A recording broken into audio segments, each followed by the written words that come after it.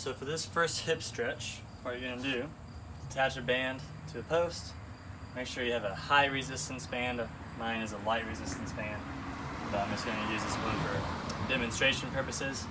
So what you want to do is take the band and you're going to place it right in your hip socket, right between the inside of your hip and your groin area. So you're going to place it up through here, really notch it in there real well. And what you want to do, so the band is going to be pulling this direction.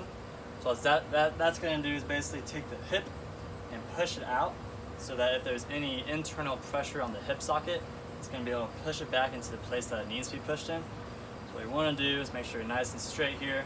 You're going to take your knee and move it in gently, move it back in. You're just going to go back and forth, just like this. Okay. Another great stretch, if you want to be in the same position, so take the bottom of the band and you're just going to wrap it up around your glutes.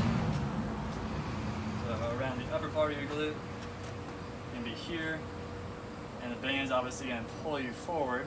So if you have tightness in your hip flexor, this is an excellent stretch as well.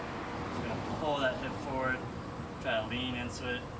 If you lean back, you'll feel it higher and higher. You're here, and you lean back at your quad, so you're changing the angle of your knee and your ankle. That's going to put it lower into your quad. So farther forward is more hip flexor. Farther back, you're working your way down the quad for the stretch. So again, these are going to be great stretches for your hip on the inside and your adductor area, and then also just pushing a joint out to where it needs to be, and then as well pulling out the hip flexor, making sure it's nice and stretched as well. So those are two excellent exercises to just get you started with for some stretches, and I'll show you a few more here as well.